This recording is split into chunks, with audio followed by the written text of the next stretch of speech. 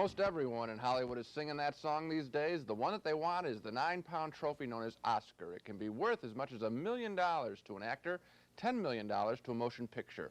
And Oscar is the special subject of this special edition of Sneak Previews.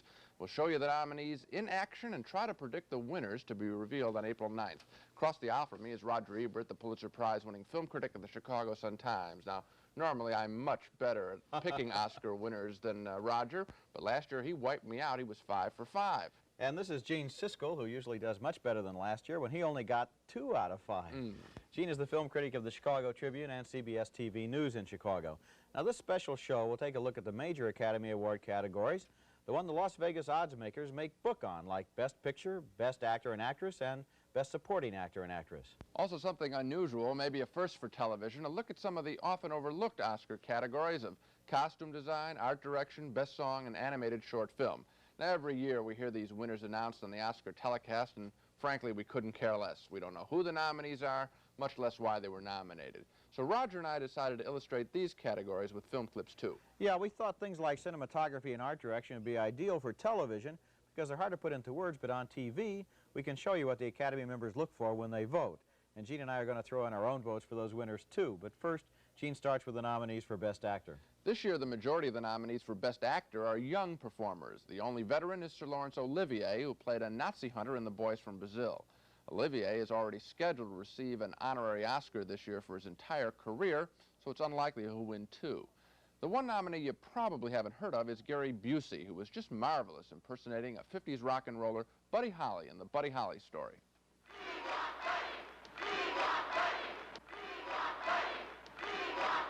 Now, get ready, we're going to play some rock and roll. 1, 2, 1, 2, 3, 4.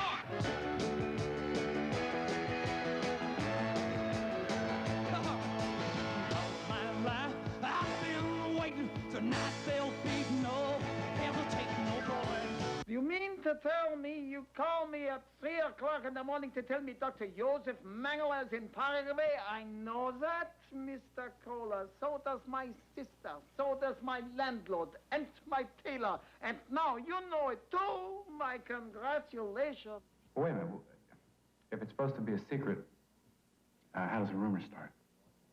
Well, sir, wrong as it seems, they leak it. No, but that's dishonest, isn't it?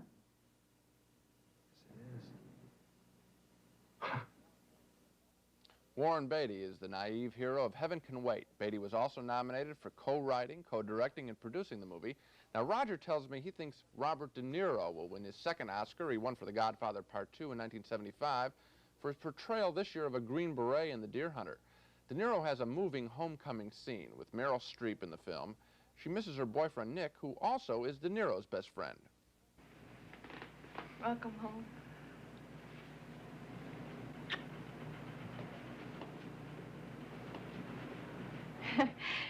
You know, I was hoping somehow, Michael, maybe you had Nick with you. No. No.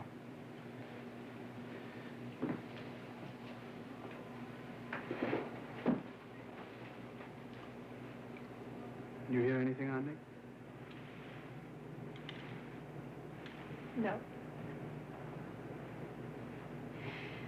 Nothing. He's AWOL, that's all we know. Could be back. He never wrote to me. He never called me. Well, maybe you were out. Yeah, maybe. Roger thinks Robert De Niro will win, but I'm predicting the Oscar will go to John Voight, who also played a Vietnam veteran in Coming Home. Voight's performance had an incredible range from bitterness to sweetness in the role of a paraplegic crippled by the war, but nursed back to mental and physical health by hospital volunteer Jane Fonda, who invites him over to dinner one night.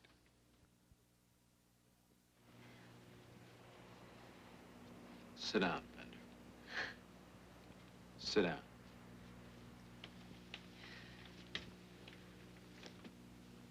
Are you nervous? Yes?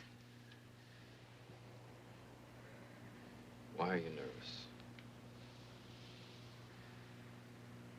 This isn't have a gimp over for dinner night, is it? You're not one of those weirdos.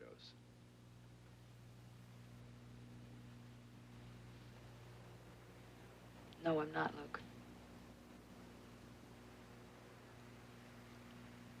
I know you're not. I'm just very happy to be here. A very sweet and powerful moment for Jon Voight. Not to repeat, the nominees for Best Actors are Gary Busey for the Buddy Holly story, Sir Laurence Olivier, The Boys from Brazil, Warren Beatty, Heaven Can Wait, Robert De Niro, The Deer Hunter, and Jon Voight for Coming Home. Now, I think Jon Voight's going to win because he was denied an Oscar he deserved back in 1969 when both he and Dustin Hoffman were nominated for Midnight Cowboy but lost out to John Wayne for True Grit. An Oscar to Voight then this year will be an apology for that oversight, and Jon Voight is enjoying a major career comeback now. And Oscar voters, I think, are suckers for comebacks, too. I've got to make clear, I thought John Wayne deserved that Oscar in 1969. This year, I'm predicting De Niro. Two reasons. First of all, a pragmatic one. The movie is very fresh, just came out in most parts of the country. It made a great impact. Coming Home is almost a year old. The second reason, a great performance. De Niro is just filled with seething intensity. He's just really filled with energy in this film. Yeah, he has a lot of quiet power, and if there is a Deer Hunter steamroller, like there was for Annie Hall last year, I think he could win, too. You've got a good point. Some of the other performances, Warren Beatty, okay, nothing great. Right. Laurence Olivier, one of the world's greatest actors, his taste is so good he mustn't be kind of amazed himself that he was nominated for The Boys from Brazil. I agree, yeah. Gary Busey, I have a soft spot in my heart for that performance. Yes, and what's so good about it is he's the whole picture. Without him, they don't even have a story, whereas these other guys are just parts of bigger films. Now, it's clear, we've got to make this clear, that what we're doing is predicting how the Academy members are going to vote. We're not necessarily just giving our preferences, although we're going to do that too. Well, now we'll be back with our next category after we take a look at one of the films nominated for Best Animated Short Subject. It's called Special Delivery.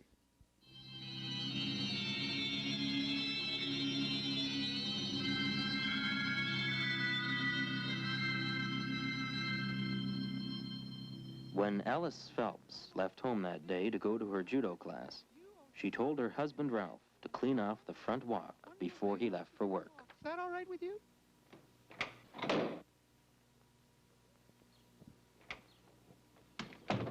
But Ralph never did what his wife told him to do.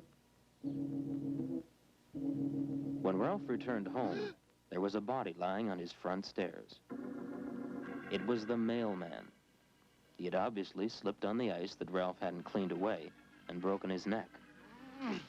Ralph, fearing the wrath of the letter carriers' union, carried the body into the house. He decided he would put the body into the trunk of his car and dump it somewhere before anyone noticed that the mailman was missing. A problem struck him. If the police investigated the disappearance of the mailman, there was a rather obvious clue. All the houses on the mailman's route preceding his own would have had a mail delivery that day. Those after his would not. Ralph wondered if he should turn himself in.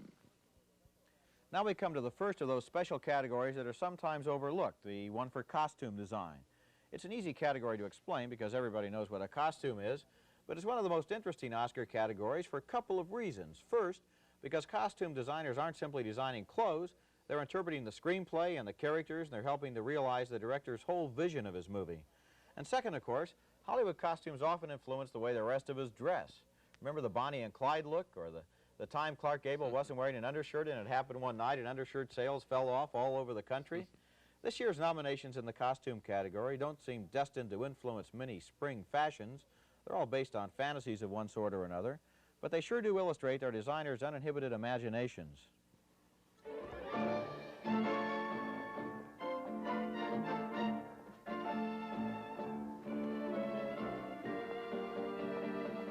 Anthony Powell designed the costumes for Death on the Nile, a film about a mixed bag of characters taking a trip down the River Nile in the 1930s. The costumes do have an authentic look, but they're really exaggerated versions of what even the most well-dressed Nile traveler would have worn.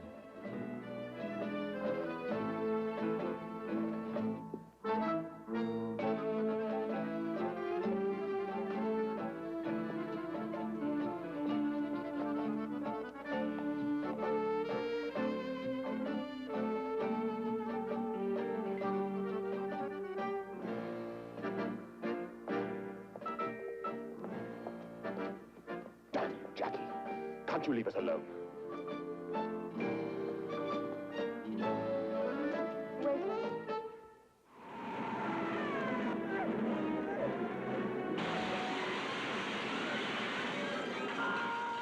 I'm amazed that Paul Zastupnovich's costumes in The Swarm were even nominated. How ridiculous can you get? And the characters aren't wearing asbestos suits to protect them from killer bees. They're mostly just dressed in standard double-knit business suits and police uniforms. But then, why get all dressed up for the year's worst movie?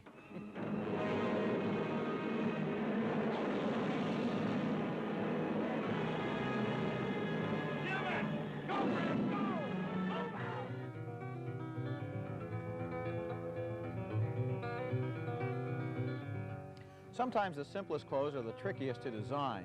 Patricia Norris brought a subtle sense of style to the worn and rugged work clothes of the farm laborers in Days of Heaven. There's a nice contrast between their clothes and the rather stiff formality of the young farmer they work for. The costumes all look lived in, and they have the same warm earth tones as the movie.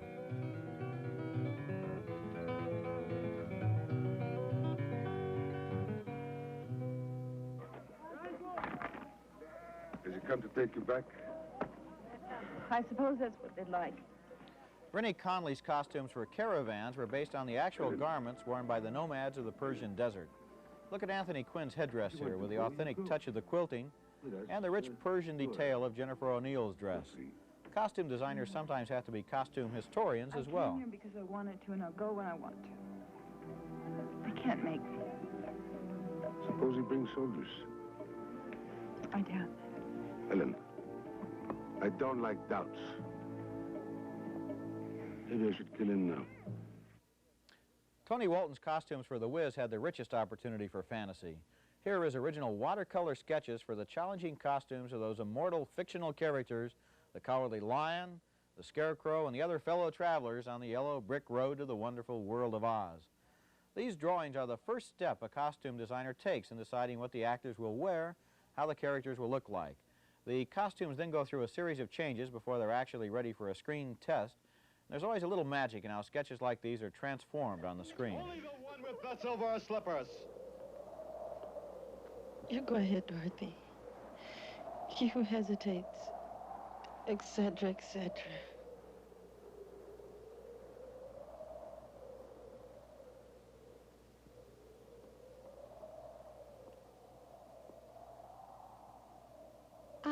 I'd like to speak to the Wiz. Hey, Mike!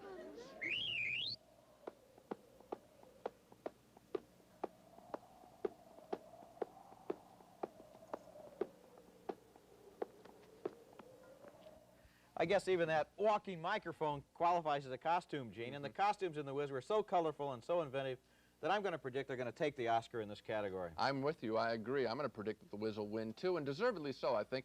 What's nice about this is that the costumes really make a story point. You know, the original Wizard of Oz was set in Kansas. Well, now we're in New York City, and, for example, that Tin Man had all the garbage in New York City streets all over him, beer cans, everything. It tells us more about the story, justifies the story. Very well done. Another reason I think why it's a favorite is that oftentimes the voters will go for costumes that are more glitzy or more glamorous, call attention to themselves. Unlike, for example, the costumes in Days of Heaven, which we also looked at, which were very subtle in terms of getting every detail just right of how people might have been dressed out in the plains of Texas before World War I. That was a very nice job. Probably won't win the Oscar, but how do you account for the Academy Award nomination for The Swarm? How do you get an Academy Award nomination for dressing people right off the rack? Well, there's only one explanation as far as I'm concerned, and that is this costume designer must have an awful lot of friends among his fellow costume designers who nominated him. And that's an important point to make, because in trying to understand the nominations in the so-called technical craft Oscar categories, like costume design and our next one, cinematography, it's important to know that not all of the Academy's 3,560 voters select the nominees. Actually, it's just the actors who nominate the actors, costume designers who nominate the costume designers, and cinematographers who nominate for the Best Cinematographer Awards. So what you're dealing with here are small groups of people, about 100 to 200 people, who know each other very well, and like any small group, there are some powerful members and some outcasts. So that may explain why some of the nominations just don't make any sense. Favoritism does play a role. Now, that's just in the nominations.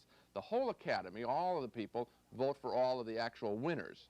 Now, let's get back to cinematography. Typically, the cinematographer supervises the entire color scheme and look of a film. He discusses it with the film's director. The cinematographer then sets up each scene. The director then looks through the camera to approve the shot, and then they shoot it. The cinematographer is vitally important to a film. How important? Well, after the director, he's the second most highly paid member of the crew. The best cinematographers are paid anywhere from $60,000 to almost $100,000 per film, and that's for about 10 weeks' work. Now, let's take a look at the 5 nominees for cinematography.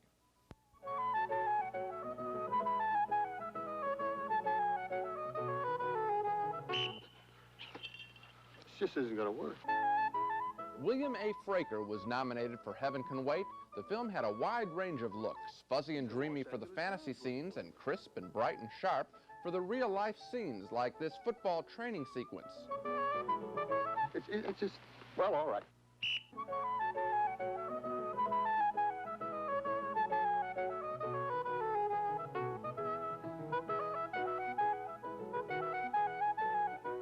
I've still figured out what I'm going to say to them.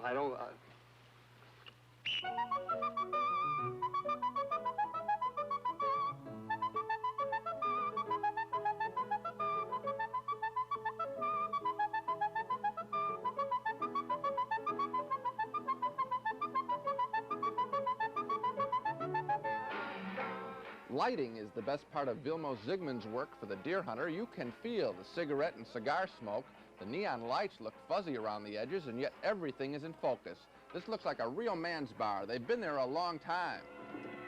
I love you, baby, and if it's quite all right, I need you, baby, to on a lonely night. I love you, baby, trust in me when I say.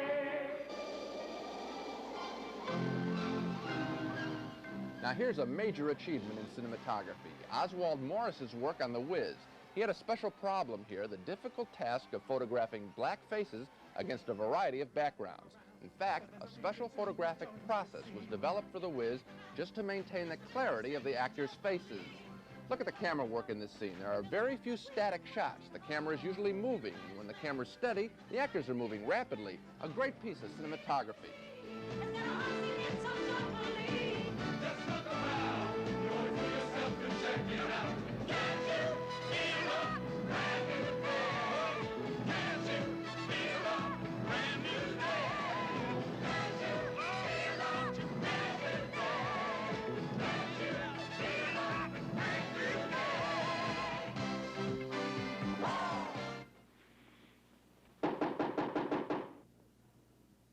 A thoroughly undeserved nomination went to Bruce Surtees for his dull, flat, often ugly camera work on Same Time Next Year.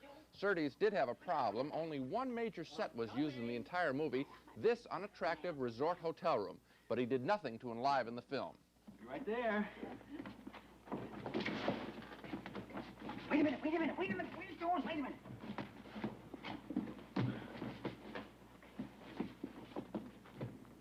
Don't go in the bathroom. Why not? That's the first place they look. Oh.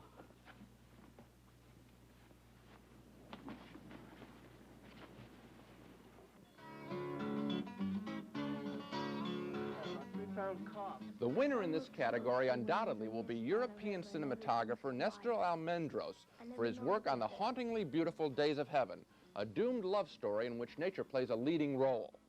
As impressive as these daytime sequences are, the film is even more striking when the action moves to nighttime. They were probably calling for help or something, or they were trying to bury somebody or something. We've seen trees that the leaves are shaking and it looks like shadows of guys coming at you and stuff. We heard owls squawking away, hooting away. We didn't know where we were going, what we were gonna do. I've never been on a boat before.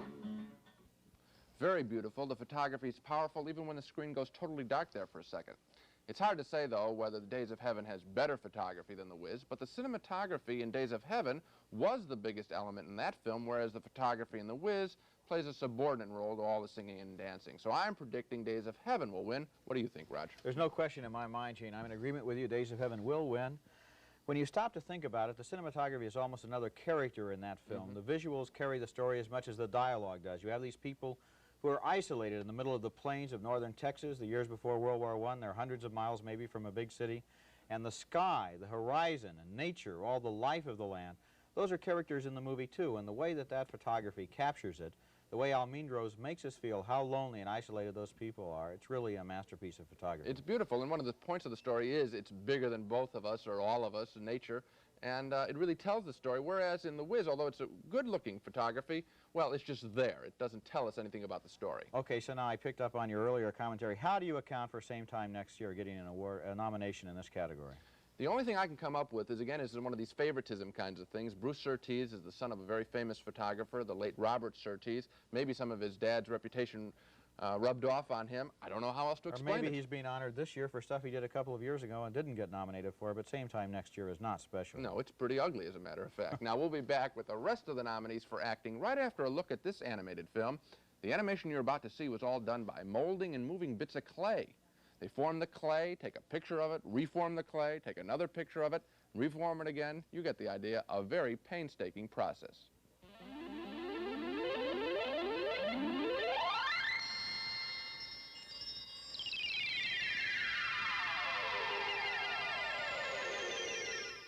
When Rip entertained, he always drew a crowd.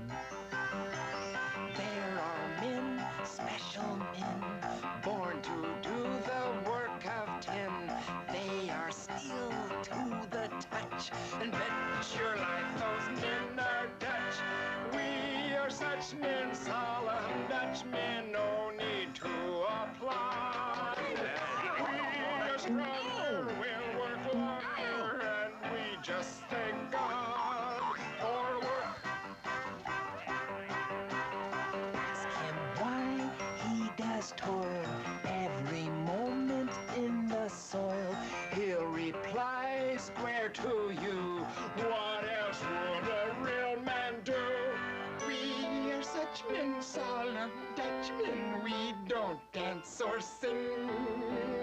May our neighbor have her labor, and may each day bring more work. There is virtue in the dirt. You must live for one thing. Your work.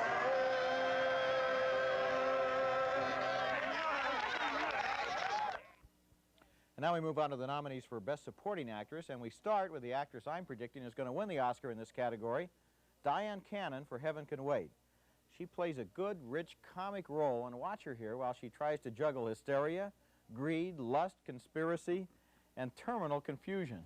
Getting ready to spring some kind of a trap. This whole thing, the football team gag, the ecology crap, the divorce bit, it's all part of some plot. Now, the only thing that he has not announced to the newspapers is our divorce. And the minute he does that, you know I'm going to be the first person they suspect when we kill him. You're not... Darling, perhaps I'm just being silly, but I would be so much more comfortable if you... Am I upsetting you? Have I offended you in some way? Don't put your hand over my mouth again. I'm sorry, darling. You used to like it. Listen to me. If we don't do something right away, we're going to lose it all. I should have my head examined for signing a prenuptial agreement. I'll wind up with my wardrobe and some allowance, and you'll be fired without references. We'll still have each other. Not after you bring charges against us for the last two murders. Don't you try it. Diane Cannon, she's been good for a long time. And at Heaven Can Wait, there are just scenes that she just plain steals. Supporting actress nominee Maureen Stapleton steals some scenes, too, in Woody Allen's movie Interiors.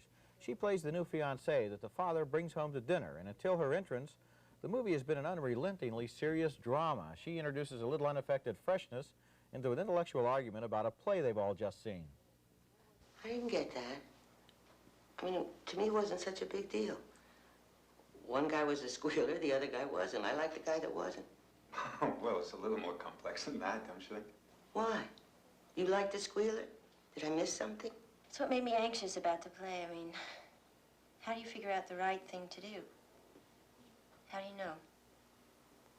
How do you know? I don't know. You just know, and you feel it. I mean, you just don't squeal. I don't know. Maureen Stapleton, right down to earth in the midst of that neurotic family. And now here are all the nominees for Best Supporting Actress. Penelope Milford, who played Jane Fonda's best pal in Coming Home. Maggie Smith, the nervous actress who was nominated for an Oscar herself in California Suite. Meryl Streep, the girl left behind in The Deer Hunter. Maureen Stapleton in Interiors, and Diane Cannon in Heaven Can Wait. And I'm predicting Diane Cannon. Gene, I think that she was really great in Heaven Can Wait. She's got kind of a sexy, intelligent comic sense. She's been around for a few years. She's popular in Hollywood. She just last year was nominated for an Academy Award for a short film she made, and I think that she deserves to win in this category. She has a good chance. My preference is also the person I'm going to predict here, and I think it's going to be Maureen Stapleton. I think she's critically important to the film Interiors. If the film is about unhappy people and she's the one happy person, then really she's half the story, and she really makes the film come alive, so I'm predicting Maureen Stapleton. She certainly was noticeable in that film.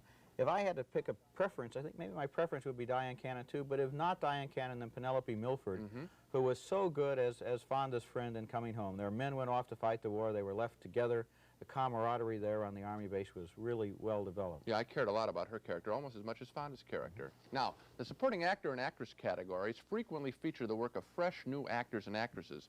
They don't often win, but this year there may be an exception in the supporting actor category. Among the veterans who have been nominated, the frontrunner is Bruce Dern, who's played an assortment of crazies during his career. Dern was typecast in Coming Home as a gung-ho soldier shell-shocked by the battlefield atrocities committed by his men in Vietnam, and he explains this to his wife, Jane Fonda, during a week's leave in Hong Kong.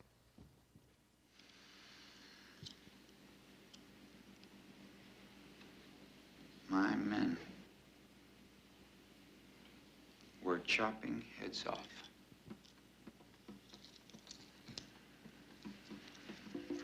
That's what they were into.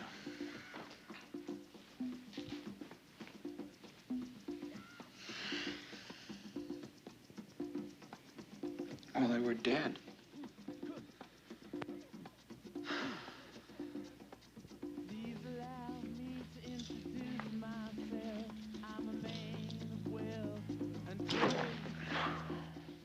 If Dern wins, it'll be for playing that kind of same character so often and so well during his career. But I'm betting that Christopher Walken, a first-time nominee, will win for his stunning performance as another shell-shocked Vietnam veteran in The Deer Hunter. What better way to express the horrors of the war than not being able to talk about it? Here he is, recovering from battle in an Army hospital. All right, let me see your name tag. This yours? It's his. What are your parents' names? Lou. My mother's name is, Eva. Huh? And what are your parents' dates of birth?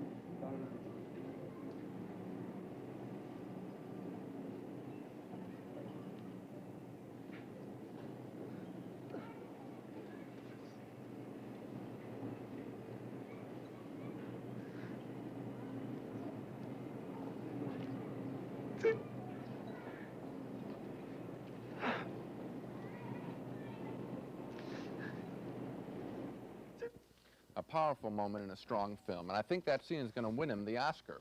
Also nominated, but frankly they don't have much of a chance, are the popular Jack Warden, the football coach in Heaven Can Wait, Richard Farnsworth, a dying old cowhand in Comes a Horseman, and John Hurt, a sensitive English drug addict trapped in a brutal Turkish jail in Midnight Express, as also I mentioned Bruce Dern in Coming Home and Christopher Walken in The Deer Hunter. I'm picking Christopher Walken. How about you? I guess we're in agreement. I'm picking Christopher Walken too, and I think it was really a performance that not only am I predicting, but I think it deserves the Oscar. When you stop to think about it, although he's nominated as Best Supporting Actor, his role is just as important as the one that Robert De Niro has for Best Actor. He's there at the beginning, he's there in this scene we see in the middle of the film, and then he gets in even deeper. It's really a great role. Yes, he's the one we really care about the most.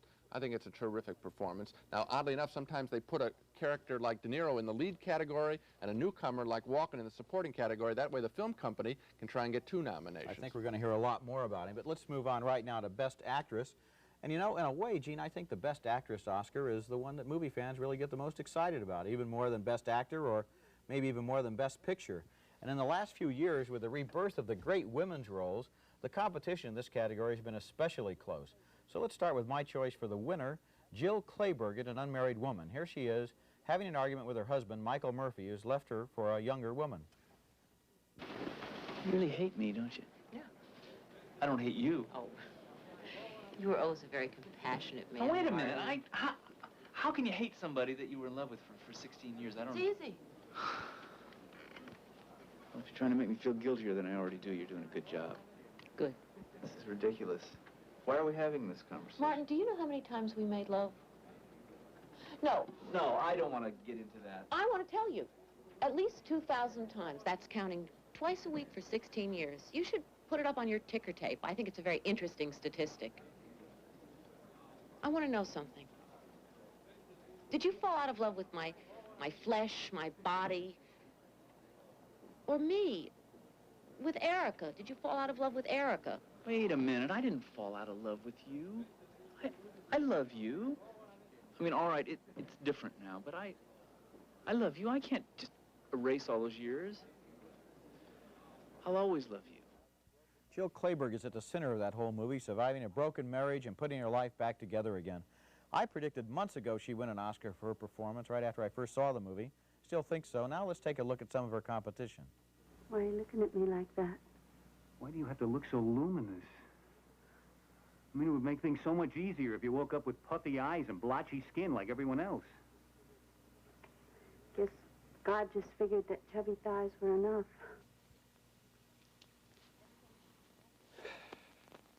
Varför känner jag mig som jag hade feber? Därför vill jag bara gråta. Idiotiskt dumt. Där ska jag stå utskämd. Och det är meningen. Och så dåligt samvete. Alltid dåligt samvete. Move out. Look, it's not irrevocable. It's a trial separation. Can't be alone. Eve. I don't want to discuss the details just now. Oh, it's a very bad time for me. Geraldine Page, there's a real poignancy there in the way she tries to maintain her dignity while her life is falling to pieces all around her. The other two nominees we just saw both won Oscars as Best Actress before. Ellen Burstyn in 1974 and Ingrid Bergman, she won in both 1944 and 1956. And so is Jane Fonda, who won for Clute in 1974. This year, Fonda's been nominated for Coming Home, and here she is on moving day at the Army base in a scene with Best Supporting Actress nominee, Penelope Milford. Hey, want to see something funny?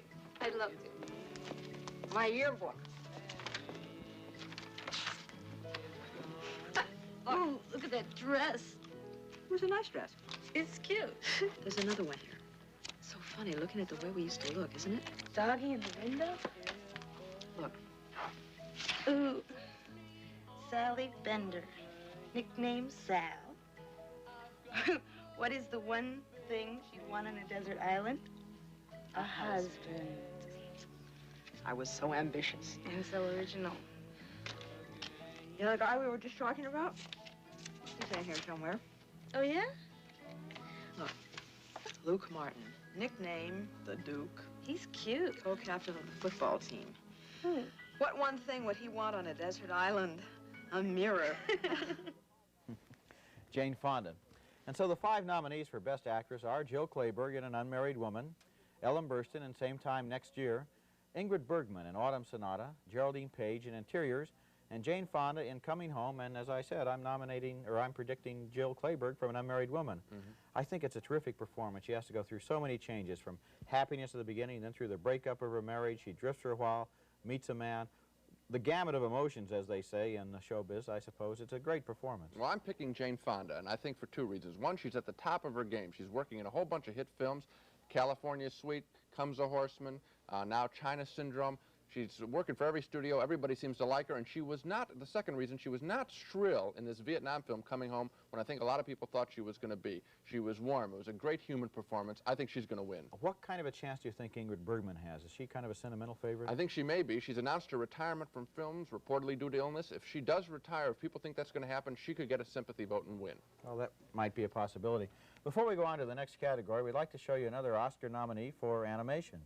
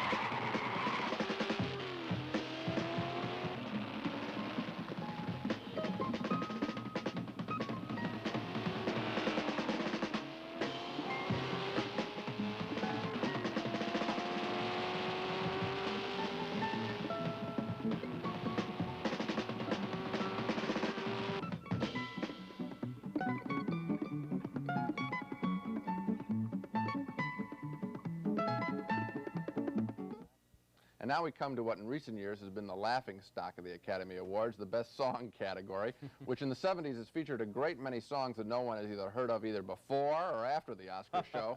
You'll recall that last year, none of the songs from Saturday Night Fever was nominated, incredibly, but the waltz from The Story of Cinderella was. That's crazy. Now, all of this is due to the old fogies who make up the group within the Academy that selects the music nominees. They caught a lot of flack for their nominations last year, so this year, finally, we have some contemporary music.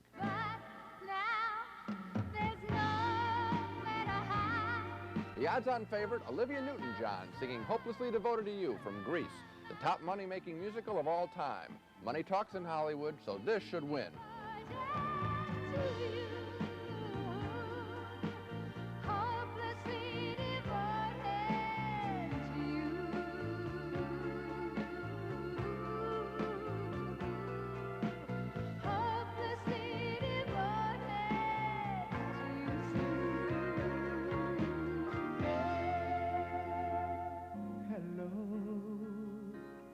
Don't even know your name. Now here's an unfamiliar song. Johnny Mathis and Jane Oliver sang this during the interludes in same time next year. Just a simple hello. Hello, do I smile the way? No, I think I smile and stay to see where this might go.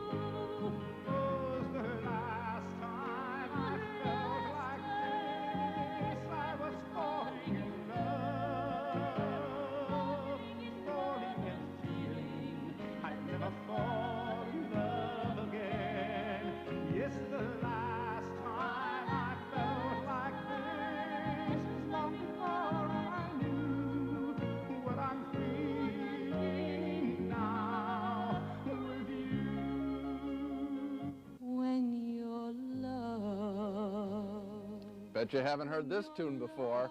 The only reason this bomber was nominated, it was sung by last year's Oscar winner, Debbie Boone. Cannot weather, and when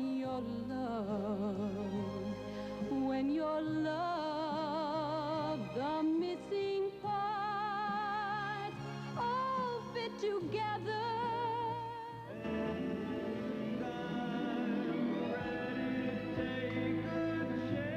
Now here he is, a popular hit song, Barry Manilow singing the love theme from Foul Play.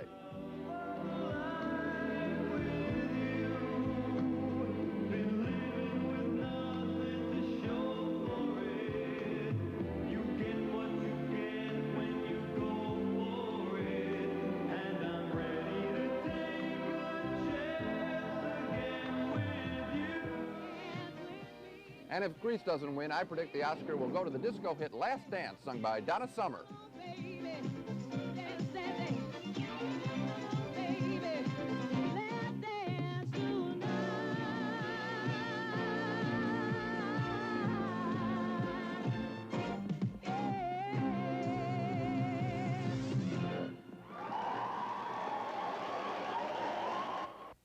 This may surprise you, but after the Best Picture and Acting Awards, the Oscar for Best Song is the most highly sought after.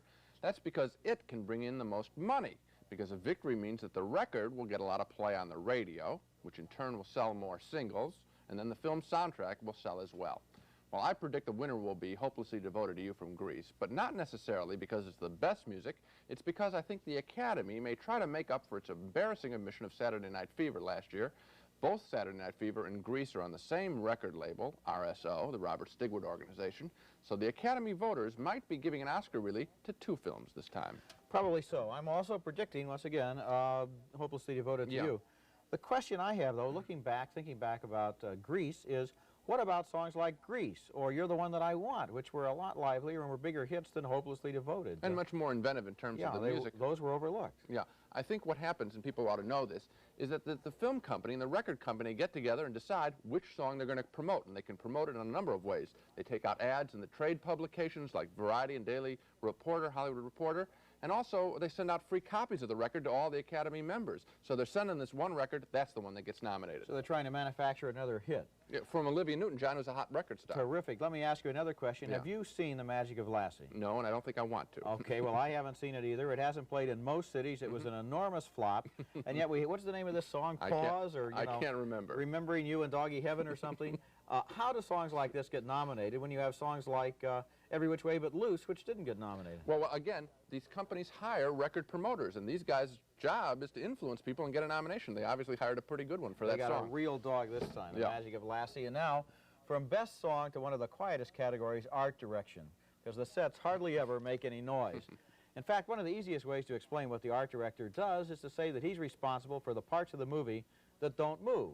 The sets, the props, the furniture, the streets, the houses, the seats.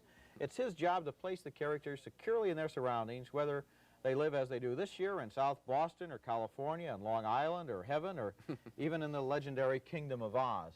Now, we're going to look at all the scenes from all the nominees, and when you look at them, don't pay so much attention to the acting as to the things that surround the actors. Look at the meticulous attention that's gone into creating the world the characters live in. Come on in. Have a drink. I don't drink, but I'll have a drink anyway. Good, what'll it be? Got any Chianti?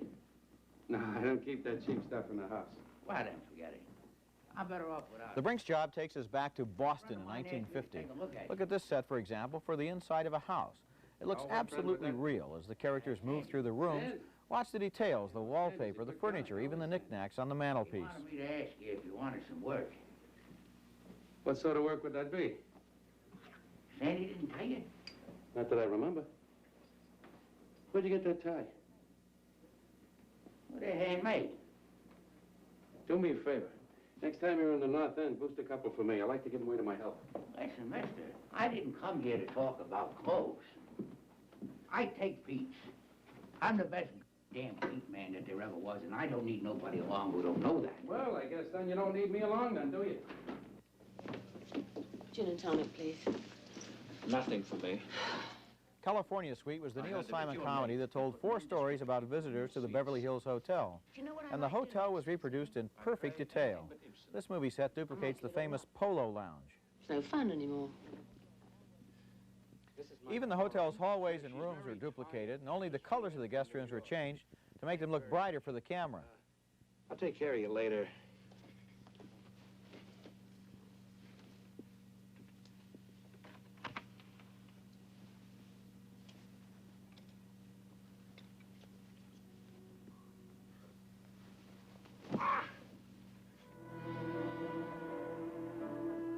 Heaven Can Wait was an out-of-this-world challenge for the art director because it told the story of a professional athlete who died when it wasn't his turn.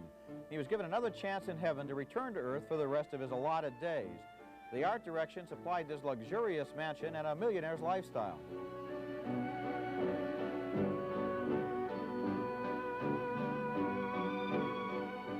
After that, she was always sort of coming in and... Woody Allen's film Interiors was about a rather cold and distant family, and the whole film had the look of this scene. Lots of light, but sort of wintry light, not too many furnishings, but perfectly selected, and an extra good taste with cool, remote pastel colors. The furnishings tell us as much about the characters as the characters themselves. She put Dad through law school, and she financed the start of his practice. So in a sense, it was like he was her creation. The Wiz is the movie I'm predicting will win the Oscar for Best Art Direction. The whole movie is full of unrestrained visual fantasy, and the most spectacular scene has got to be this one. Using special effects to combine the Chrysler Building and a yellow brick road, it gives Dorothy and the Scarecrow an unforgettable pathway to Oz.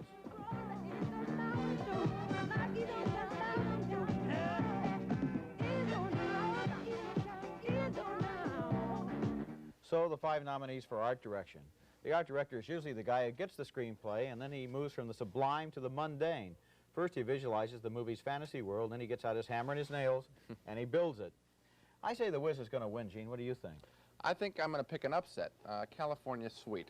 The reason is they duplicated this famous hotel out in Hollywood. It's the Hollywood film workers who actually make the voting. I think they're going to back one of their own creations. They're amazed to see that hotel on film. So. Well, I think they're amazed, but maybe not that easily amazed. I thought The Wiz was a lot more fun, especially because the art direction was combined with a lot of special effects. In the scene we saw, for example, of the mythical Manhattan skyline that was turned into the world of Oz, lots of special effects went into that in addition to the original artistic conception. My preference might be the one from Interiors. It's beautiful. As you said, cold. It tells the story silently. We don't even need to know anything about the characters. We can just look at their rooms. That might be a pretty competitive category. We'll be back with the nominee for Best Picture after this second look at the clay animation in Rip Van Winkle. Now, there were only 3 nominees for animation this year, and Gene and I both think this is the winner.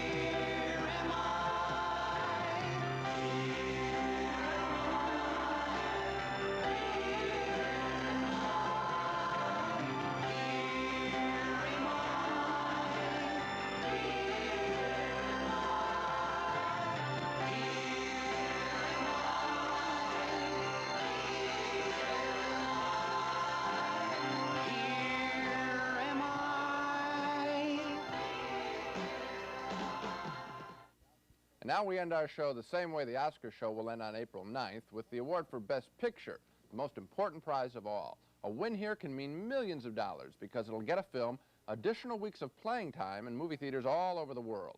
So first nominee, a surprisingly popular film, Midnight Express, a film with great appeal for young people, the story of a young American's incarceration for drug dealing inside a terrifying Turkish prison. A crushing moment occurs when the boy's father visits him in jail. Billy, if I could be where you are, I'd be there. I love you, Dad. Kutaru.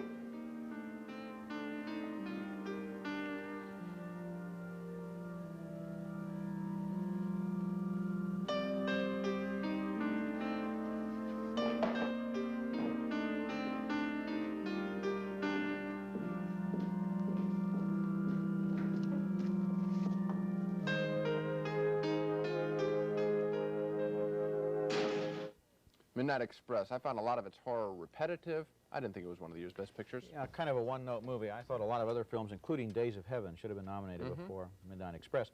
The next movie, though, I thought was one of the year's best. It's Paul Mazursky's An Unmarried Woman, and it was a comedy with a lot of bitter truth in it. Here's a scene from near the beginning of the film with Jill Clayburgh and Michael Murphy. But I can't. You don't know her or anything. Her name is Marcia Brenner. She's a teacher. She's 26. Got better moving nails, for Christ's sake. I was standing there buying a shirt, you know, and she was standing next to me. She asked me if I liked the shirt that she was buying for her father. Oh, God. I'm so sorry. You tell Patty. You tell Patty that you're sorry. I'm in love with her. That moment begins the rest of her life. I don't know if the picture's going to win an Academy Award or not. It came out a year ago. Maybe it doesn't have quite enough strength, but I thought it was one of the best pictures, most serious pictures about women in a long time. I like the beginning of the film a lot. I don't believe some of the ending. I agree with you, though. I don't think it has the power to win. Our next nominee, Heaven Can Wait. It's one of the most honored remakes in Academy Award history. 9 nominations for a romantic comedy based on the 1944 film Here Comes Mr. Jordan, Warren Beatty falls in love with Julie Christie. You'd never forget me either, would you? I mean, that thing you said you saw in me, you said it was something in my eyes, remember? Mm-hmm.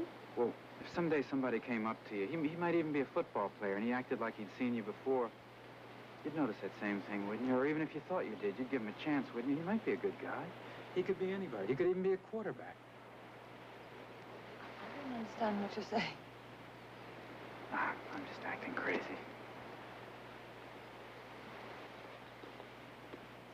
Betty?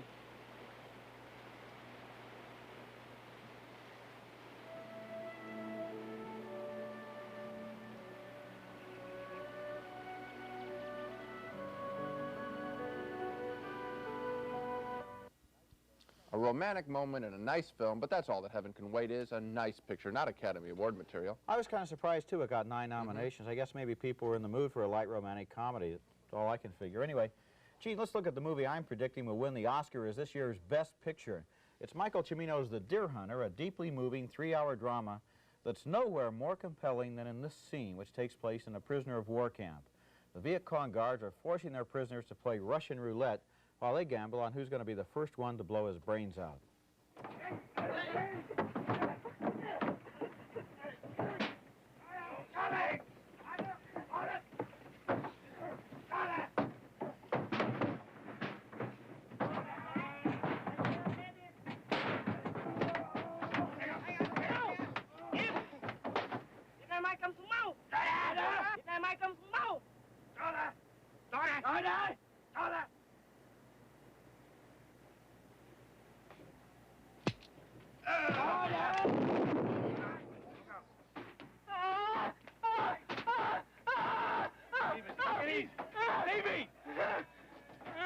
Stevie, come down.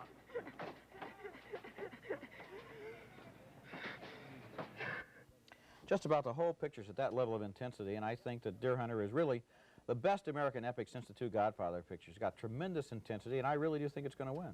Well, I'll tell you, it's got the momentum right now. It's playing to capacity business throughout the United States. If momentum means anything, this picture should do it, and it is a very powerful film. However, I think the film that's going to win is Best Picture of the year, also a film about the Vietnam War, this time a Vietnam War love and rehabilitation story, Coming Home, with Jane Fonda providing an awkward welcome home for her soldier husband, Bruce Dern. You never told me that you were this close to the beach. I wanted to surprise you. You're full of surprises. Hey! Welcome back, hero. Hi, how are you? Great. So tell me, how's Dink? Dink is fine. He's kicking everybody's ass, as always. Great. No, ladies first, but I'll have the #2 one. Oh, my God, is this good? Cheers. Are you hungry? Hey, I made some Swedish meatballs, the nivelas. They go great with drinks.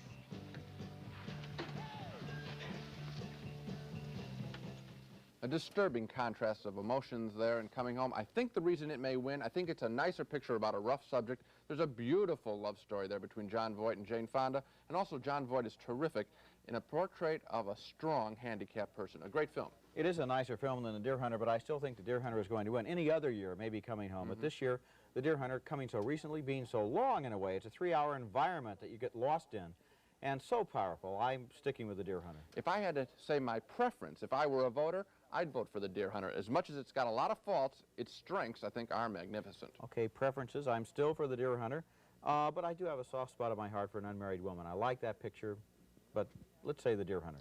And you know what could happen? We've got 4 serious pictures. They could all cancel each other out, and the light comedy could win. Warren Beatty. Exactly, and that'd be a shame because I think neither one of us really thinks that Heaven Can Wait is in the same league with these other films.